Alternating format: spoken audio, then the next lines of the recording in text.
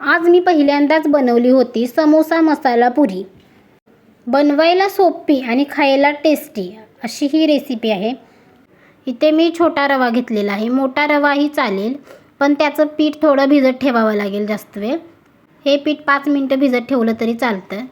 रव्यात मी थोडीशी हळद, थोडीशी चटणी आणि थोडंसं मीठ घातलेलं आहे आणि कडकडीत तेलाचं मोहन हे घालून छान मिक्स केलं आणि नंतर थोडं थोडं पाणी घालून पीठ मळून घेतलं। पीठ घट्ट ठेवायचं म्हणजे पुऱ्या कुरकुरीत होतात।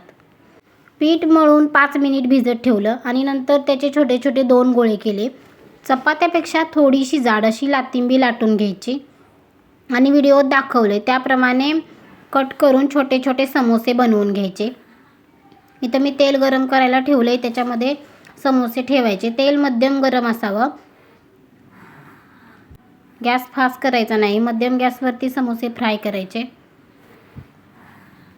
व्हिडिओ आवडला तर लाईक, शेअर, सबस्क्राईब नक्की करा।